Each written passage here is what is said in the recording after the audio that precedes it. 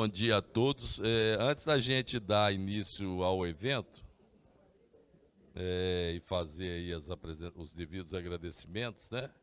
Eu só queria lembrar a vocês que o uso de máscara aqui pelas regras da USP é opcional, mas quem se sentir à vontade, quem não se sentir à vontade de ficar sem máscara, pode usar, sem problemas.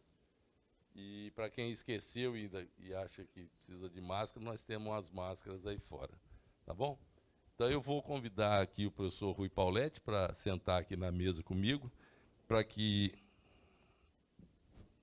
ele possa dar as boas-vindas a vocês e em seguida a gente começa as nossas apresentações. O professor Rui Pauletti é o vice-chefe de departamento, ele está aqui representando ele mesmo, né, que é um prazer ter ele aqui, e também o nosso chefe, o professor Buelta. Por favor, professor Rui. Obrigado, professor Túlio. Então, em nome do professor Miguel Buelta, o chefe do PEF, eu dou as boas-vindas a todos aqui, os participantes do 4º workshop sobre ensaios não destrutivos em estruturas.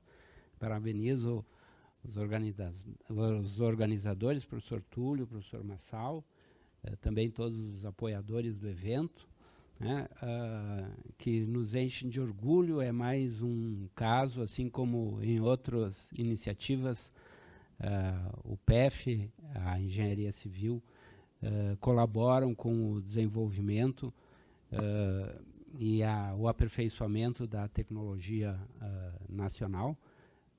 Hoje é muito importante a gente perceber que perante a eventos naturais cada vez mais destrutivos, né, que a gente desenvolva esses métodos não só de ensaios quando tem problemas, mas de acompanhar as estruturas desde a sua concepção, né, já prevendo a manutenção, o monitoramento das estruturas. Nós estamos num momento muito importante, um turning point. Vemos a inteligência artificial, vemos a digitalização, vemos os gêmeos, redes neurais, e todas essas interfaces entre o que se concebe, o que se observa,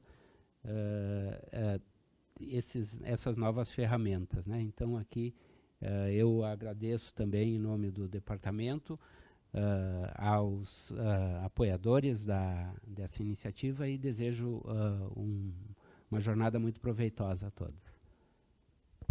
Obrigado, Rui. É um prazer ter você aqui e certamente o apoio do departamento é muito importante para nós, né? Eu gostaria só de falar um pouco sobre o evento em si. Esse evento começou em 2016. Nós fizemos o primeiro workshop aqui com algumas empresas que vieram aqui nos prestigiar. E nós, então, fizemos o primeiro, em balanço fizemos o segundo, o terceiro veio e aí veio o Covid, né? A crise aí, nossa, aí da pandemia, e nós, portanto, tivemos que interromper os nossos eventos, até porque não faz sentido fazer esse tipo de evento se não for assim presencialmente junto com vocês, com demonstração de equipamentos, conforme vocês vão ver aí à tarde.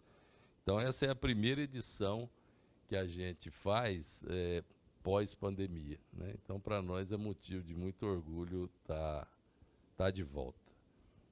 Vocês vão ver aí que esse evento ele nasceu muito voltado ao uso de tecnologias e ensaios não destrutivos para estruturas, né? E depois as coisas foram evoluindo naturalmente para outros tipos de ativos, e no nosso caso ativos geotécnicos, né? Então vocês vão ver hoje que a gente tem também o professor Massal, principalmente, que toca essa parte mais da geotecnia, né, dentro do nosso laboratório, que a gente já começa a ter algumas coisas mais voltadas também para a geotecnia, né? Então, essa organização, na realidade, o professor Rui salientou aí, o professor Massal e eu, na realidade, eu e o professor Massal praticamente não participamos de nada da organização. Quem fez a organização inteira foi a nossa pós-doutoranda aqui, a Juliana Ferreira Fernandes, e a gente agradece muito a ela pelo empenho, pela organização. Não só nesse, né? Ela vem organizando esses eventos desde 2016, então é importante a gente fazer o devido reconhecimento. E, lógico, todo o nosso pessoal de apoio, né? Os nossos, está aqui o Rafael, o Melquiades, o Osmar, todo esse pessoal que nos ajuda. Se eu esqueci alguém, eu agradeço aí no geral, né? Toda a equipe aí, tanto do GeoInfra USP quanto do GIMEC. Então, nós temos hoje o nosso laboratório, é o Lab Infra.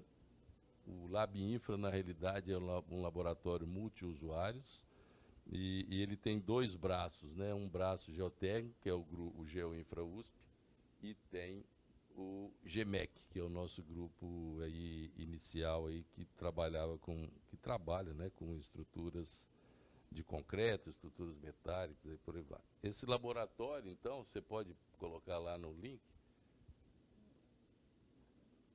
não, do Lab Infra.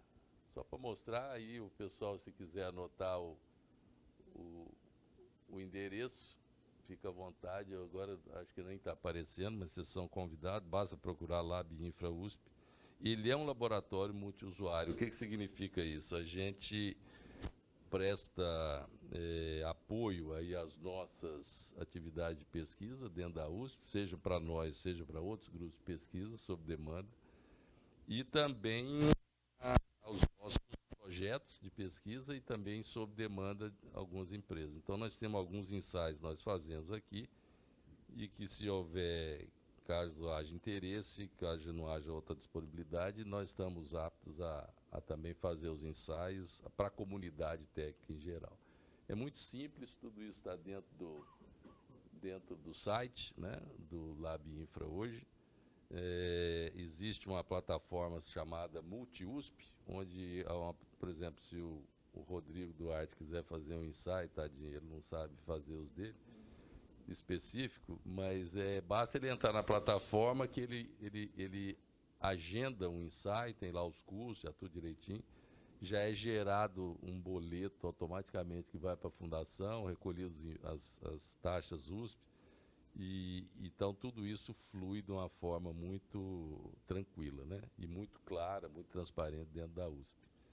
Então, isso é uma conquista importante para dar dinamismo a essa interação das nossas atividades com o meio externo, mas também com o meio acadêmico, seja dentro da USP, seja fora da USP, para poder dar apoio a essas outras atividades que, eventualmente, não são nossas diretamente. Tá certo? Então, vocês estão convidados aqui a conhecer mais o Lab Infra, o próprio GEMEC, o GeoInfra, e ver as coisas que nós estamos desenvolvendo. Bom, vamos agora, sem perder muito tempo, né? Vamos falar do nosso evento hoje. Nós temos na parte aí inicial, agora pela manhã, nós temos algumas palestras. A gente tem várias palestras muito interessantes.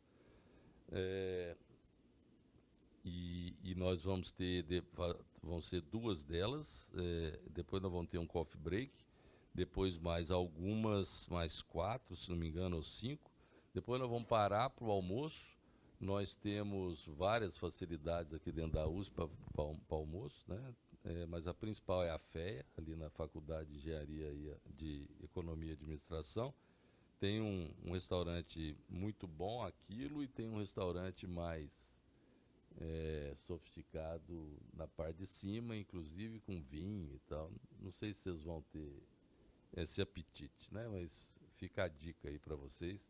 Nós temos vários dos nossos alunos aqui. Se vocês ficarem perdidos, eles podem, logicamente, indicar a vocês onde é e a gente poder ir nesses restaurantes. Nós temos uma sala de apoio aqui do lado, onde nós vamos ter o nosso coffee break, e temos os 2 toaletes ali fora, tá certo? Então, vocês fiquem à vontade. Se precisar do toalete, é só sair, virar aqui à direita, ali próximo à rampa, nós temos o toalete feminino, o toalete masculino. Tá certo? Se tiver alguma dúvida, nós todos estamos às ordens aí. A gente quer que vocês se sintam à vontade, se tiver dúvidas, nós estamos à disposição para poder ajudá-los, tá certo? Nós todos aqui. Muitos de vocês são de casa, eu não preciso nem ajudar ninguém, vocês é que nos ajudam, né? Vários de vocês, né? Com uma parceria, com uma colaboração já de anos junto conosco. Então, nosso primeiro palestrante, ele vem do Rio, né? É o engenheiro do Perron Marangon Ribeiro. Ele é engenheiro naval, ele é CEO da PHD Soft, ele é conselheiro da EP, a nossa Associação de Engenheiros Politécnicos, né? Diz aqui que ele é piloto de avião e helicóptero. Eu nunca testei, porque ele já me convidou, mas eu não tive coragem de andar no avião dele, né? Um avião muito pequeno, para o meu gosto. Os ensaios não destrutivos. Ele é ex-professor do UFRJ e ele desenvolve a ferramenta de engenheiros digitais há 29 anos, né? Principalmente na indústria offshore. Então, eu não vou falar mais, porque tem várias coisas aqui que eu podia falar dele, mas eu prefiro que ele mesmo o faça. E a palestra dele, então, será intitulada Gêmeos Digitais em Pontes e Túneis. Faz favor, do Perron, é um prazer ter você aqui. E eu queria só dizer, antes de passar para o do Perron, que nós estamos gravando, tá certo? As apresentações e, eventualmente, com a concessão de vocês, né, dos palestrantes, a gente pode disponibilizar o material ou parte do material, caso vocês desejem. Mas as apresentações, certamente, nós faremos e depois, a gente, junto com a Prosec e outras, né, que quiserem, nós vamos divulgar bastante o evento. Então, faz favor, do Perron, muito bem-vindo.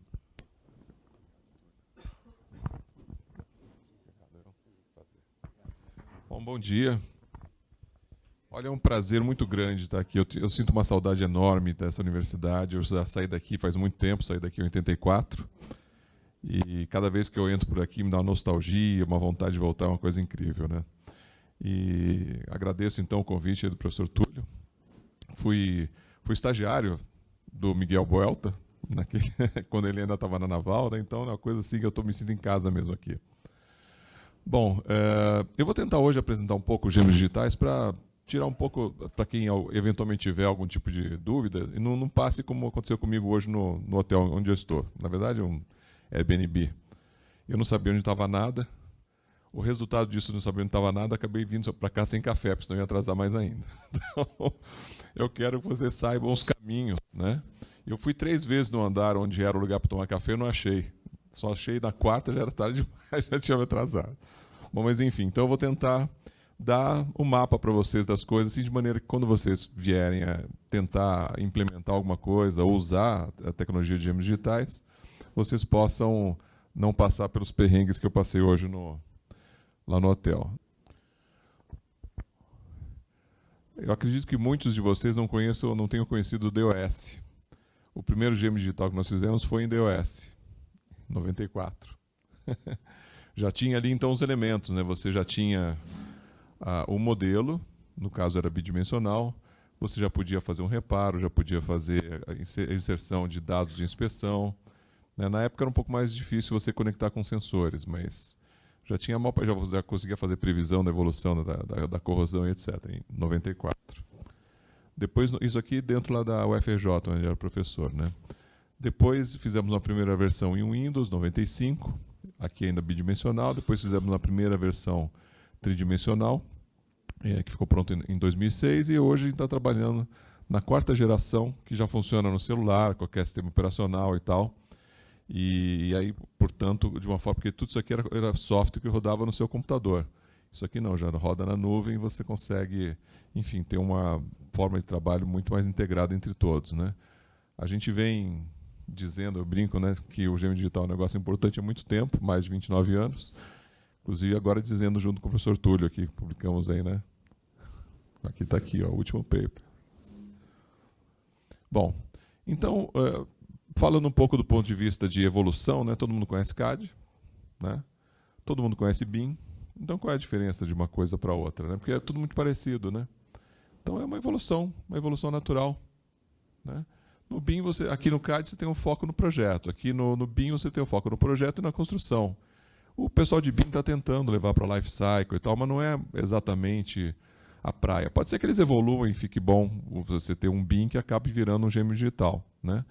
Mas o GM digital, ele acaba sendo, vamos dizer, uma evolução disso com foco no ciclo de vida todo, e principalmente na gestão da integridade, da manutenção, né?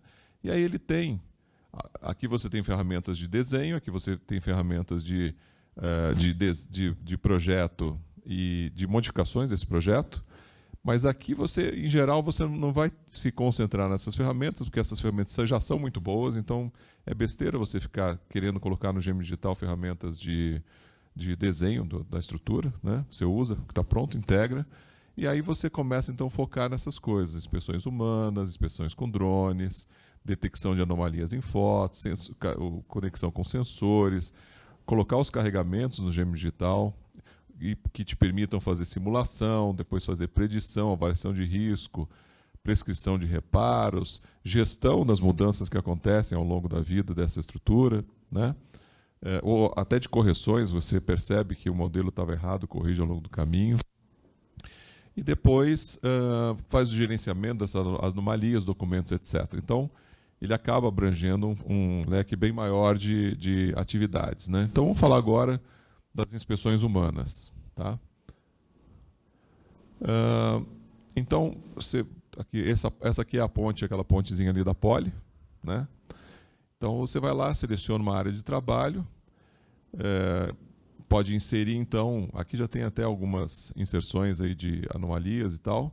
Você vem, insere, tem vários, você pode configurar tipo de anomalia, vai inserir aqui uma, clicou ali, aí você entra com as propriedades, com uma foto, qual é o problema que você detectou, você faz um checklist, esse checklist configurável e tudo, e aí você tem pronto, então, ó, tira a foto do que foi o problema, pronto, registrou uma anomalia naquela ponte.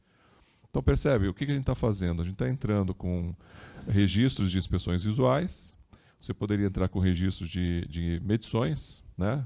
Uma profundidade de carbonatação, por exemplo. Então, você vai registrando esses dados históricos ao longo do tempo, e é isso que depois vai permitir você fazer previsões. Como é que isso está evoluindo? Se eu tenho dados históricos, fazer previsão é fácil, né? Bom, a gente também... Desculpa, eu acabei esquecendo. Mas, enfim, você consegue pegar um QR Code, por exemplo, que está fixado lá na sua estrutura, para rapidamente você chegar... Ao invés de você ficar procurando onde que está aquela seção aqui para inserir esse valor, ele te leva direto, você vem aqui, aperta, mostra que é aqui que eu estou, já insere direto ali, abre a seção para você, né? Acho que eu vou ficar desse lado aqui. Bom, se vocês quiserem apontar aí o celular de vocês, não está funcionando, infelizmente, no iPhone, tá? A gente percebeu esse problema. Vocês vão poder abrir aí no celular de vocês, usando esse usuário e senha aqui, vão poder abrir esse modelinho.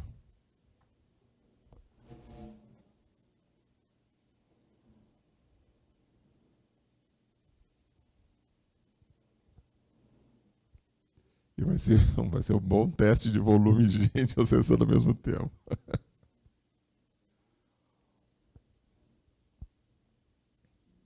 Ó, quem tiver iPhone, desculpa, eu fico devendo para a próxima, tá? Infelizmente, eu também tenho iPhone.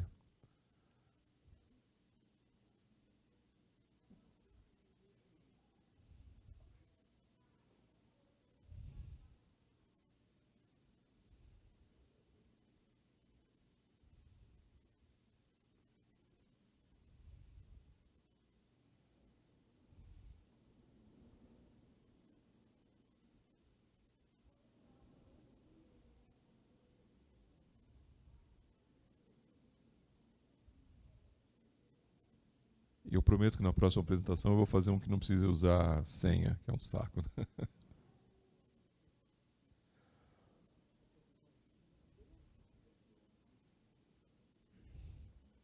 E aí, Ju, conseguiu entrar?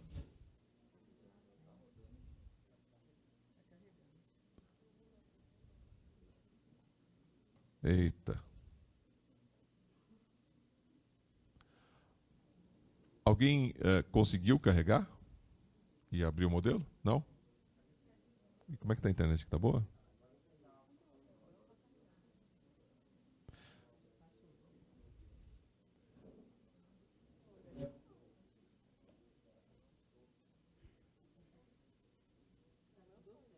Foi? Abriu o modelo? Graças a Deus, uma deu certo pelo menos. Então, entrou também, maravilha. Então tá andando, né? Show. Posso mudar o slide? Então, vocês podem brincar um pouquinho aí, ver como é que é o modelo e tal. Enfim, é só para mostrar como é que funciona essa ideia mesmo. Só que aí, nesse QR Code, a gente não está abrindo uma seção específica, até porque ia ficar meio sem graça. Está abrindo o modelo completo. É o modelo da ponte. Tá? Eu acho que vou ficar mais desse lado aqui, porque está ficando longe. Bom, a outra maneira de você fazer inspeções, porque você está aqui capturando dados, né, para você usar esses dados, usando depois inteligência artificial e etc. A segunda forma de você inspecionar é através de drones. Então, você tem um drone, aqui é um exemplo de um guindaste, né, voando em torno do... A gente acompanha, vamos dizer, a gente tem dentro do software a posição do drone, então ele está mostrando ali onde que o drone estava quando tirou cada fotografia e aonde que, de acordo com os metadados dessa fotografia, esse drone fotografou naquele guindaste ali. E depois que você... Então pronto, é ali que ele encontrou, tirou uma foto, e aí acontece mais ou menos isso aqui, né? Você tem o guindaste, você importa as fotografias do drone, porque essa conexão, as fotos do drone estão na memória do drone, né? Então você tem que plugar lá, falar, eu quero essas fotos aqui, importa para mim. Ele importa, já acha onde está a foto, já acha onde tem a anomalia, a foto vai ali, já diz qual é a anomalia, etc. E ali, ó. Tá vendo? Ou seja, o que ele fez? Ele importou a foto, espetou a foto no lugar do gêmeo digital onde ele estava vendo, reconheceu que ali havia uma anomalia, criou a anomalia no gêmeo digital e agora vai fazer a gestão dessa anomalia. Tudo automático. Bonito, né?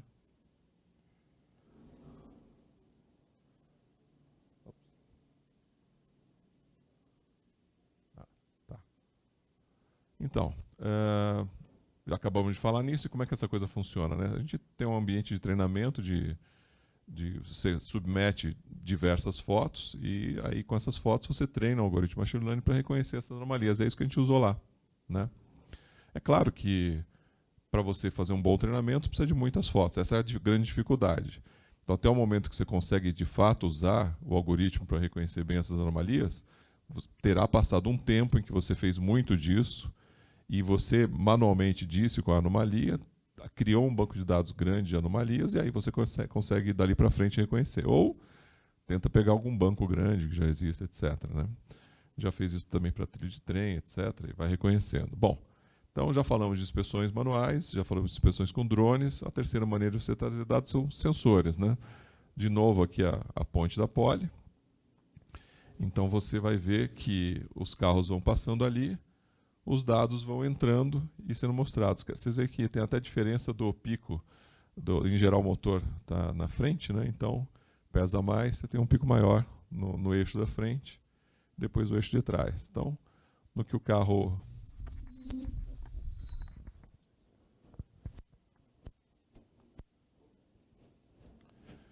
No que o carro passa, vocês vão ver, depois de alguns segundos, né, entrando aqui o sinal daquela passagem. Entrou. Tá. Então você vai armazenando esses dados, bom, e aí fazer um monte de coisa com eles, como vocês já estão cansados de saber, né? Olha lá, mais um. Mais ou menos uns 3, 5 segundos. Está ali, tá? Então isso vai acontecendo, a gente vai armazenando esses dados. E depois, enfim, depende, tem vários usos possíveis. Essa parte de uso dos dados sensores, hoje a gente está mais preocupado em perceber um problema imediato. Mas a gente já está implementando, por exemplo, colocar o sensor em certos hotspots e começar a contar a vida-fadiga. Vai contando a vida-fadiga. Muitas possibilidades aí. Outra maneira de ver a mesma coisa, né? Só que aqui, ao invés de ver aquele gráfico, a gente está vendo aqui essas barrinhas que vão representar... Deixa eu ver se está tocando.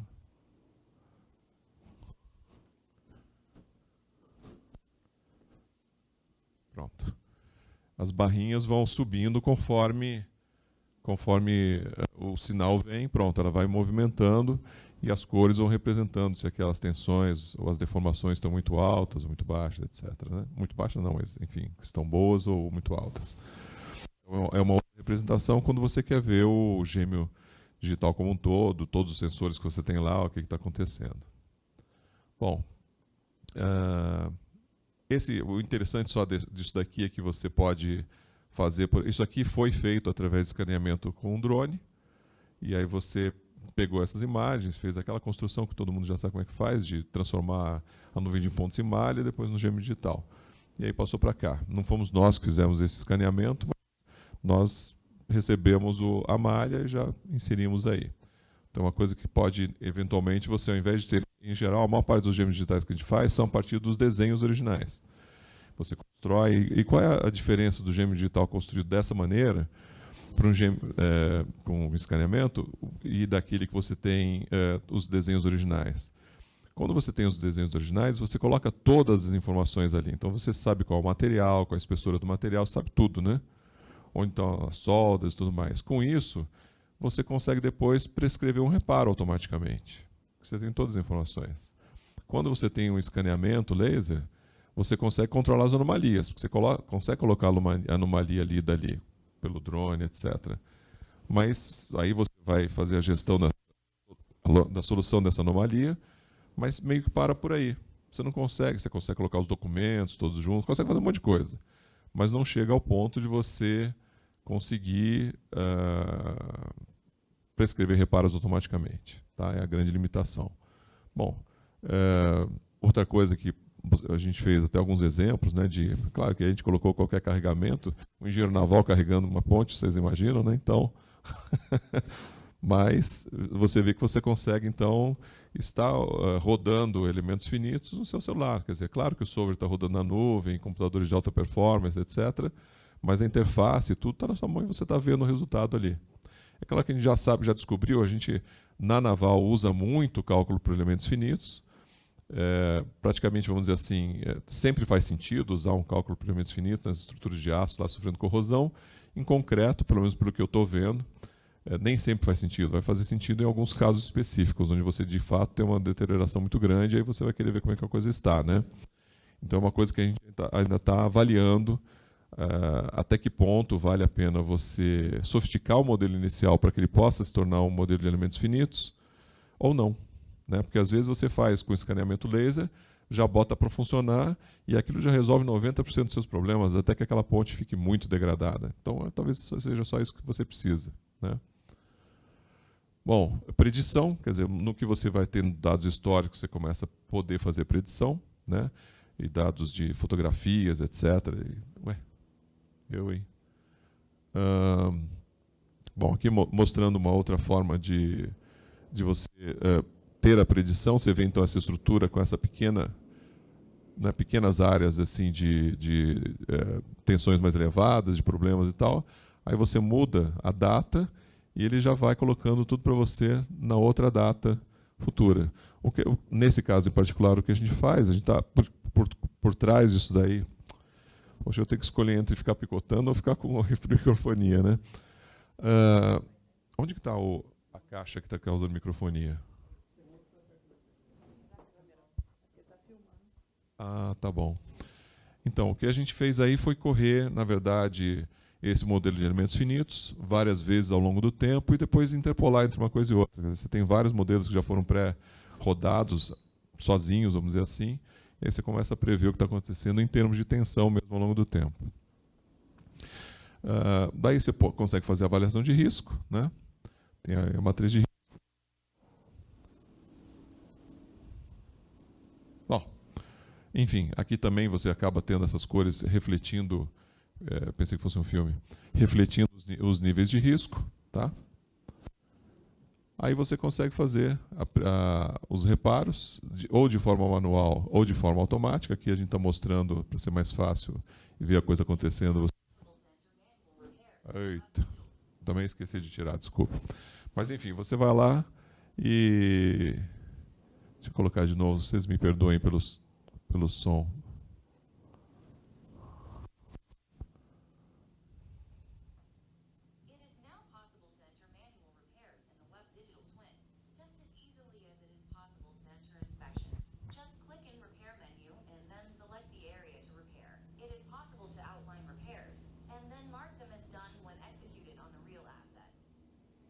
Enfim, aí você faz delineamento de reparo, avalia quais serão os custos, material, etc. e tal, e aí manda executar, né?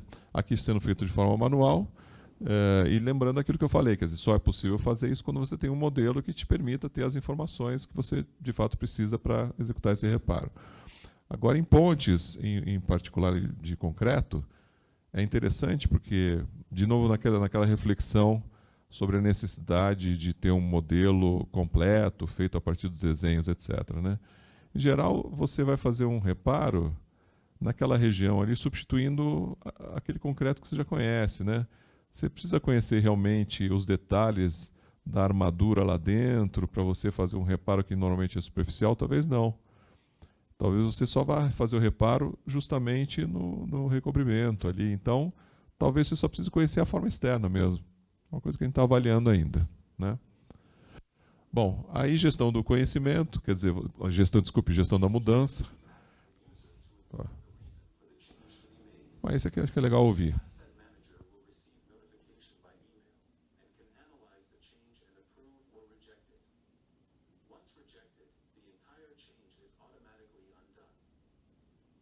Ou seja, você vai lá e o inspetor detectou que uma espessura está errada. Eu fui lá, cheguei à conclusão que a espessura está errada. Ele não vai chegar simplesmente mudar isso no GM Digital, ele vai mudar. Mas isso tem que ser aprovado. Se não for aprovado, volta para o que era. Foi aprovado, o modelo a partir daquele momento está corrigido. Então não é uma coisa que você sai mudando de qualquer maneira. Né? Então esse processo é bem cuidadoso, vamos dizer assim. E aí gestão de anomalias, quer dizer, você vem, insere a anomalia ali no modelo e depois você entra num processo de, bom, qual o tempo de solução dessa anomalia, quem é o responsável por resolver essa anomalia, e etc. Né? Um processo de fazer com que aconteça a solução daquele problema. E, finalmente, gestão de documentos, quer dizer, você deixa de ter muitos documentos assim, seja nessa forma ou na forma de PDF, num disco que é basicamente a mesma coisa, só que em PDF, né? Para ter os documentos associados às suas posições, aonde eles de fato fazem sentido. Quer dizer, essa foto, ou esse plano, esse relatório é daqui. E você abrir o modelo, está ali. Você vai ver o que é e vai usar, etc. Está muito mais na sua mão.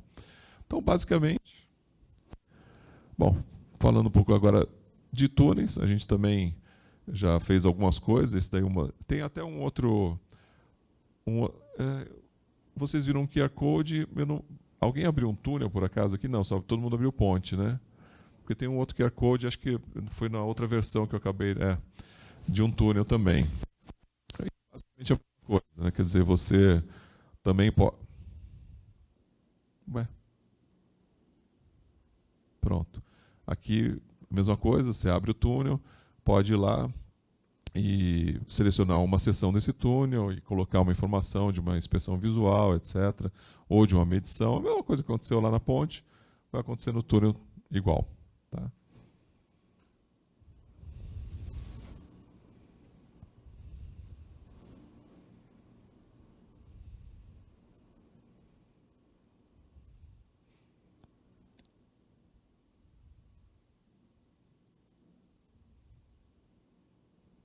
Basicamente a mesma coisa. Nessa lista aí, esse checklist, ele é configurável, evidentemente, e para você padronizar a sua inspeção, né?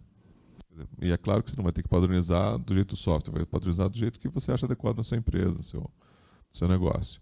Bom, tem umas...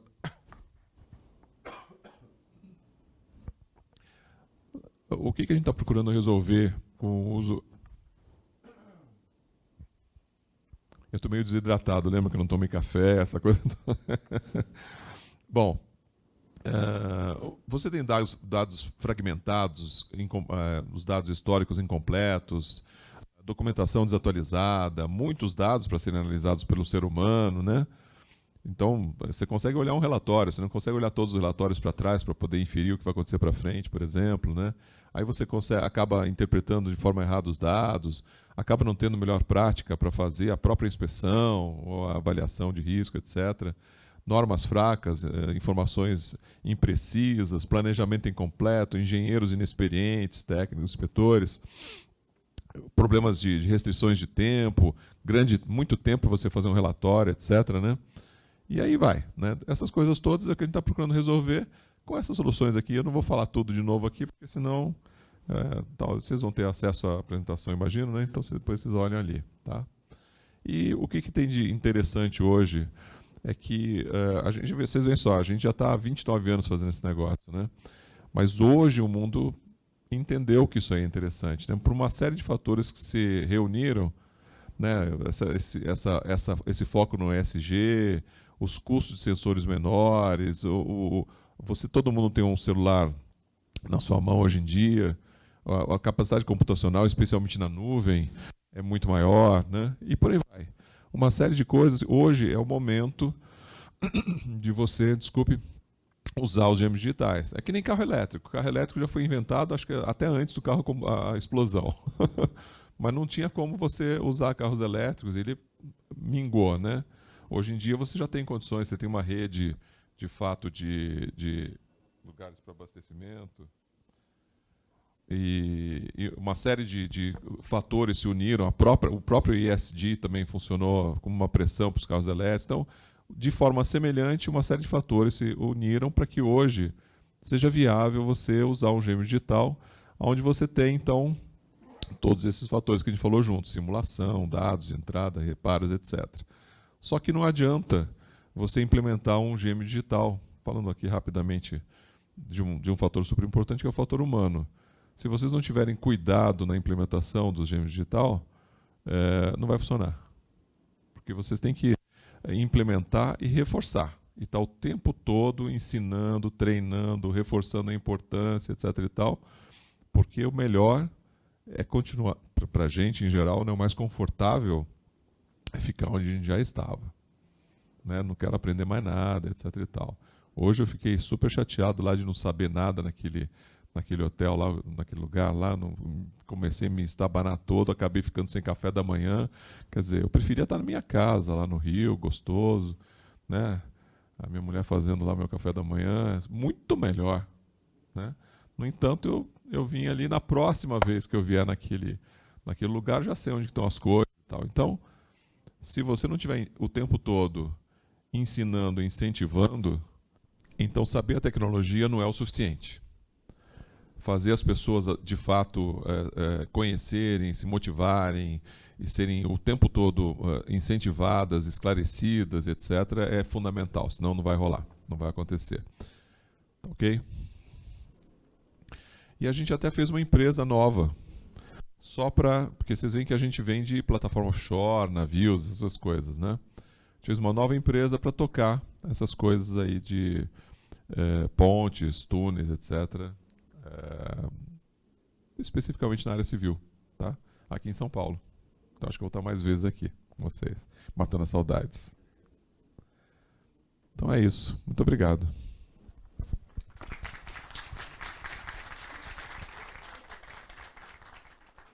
Gente, tem alguma pergunta, alguma sugestão, alguma curiosidade que vocês queiram passar para o do Perron? A gente acho que tem tempo aí para uma, duas perguntas. Faz favor, Matheus. Se você só se apresentar, era bom. Eu te conheço, mas os outros não.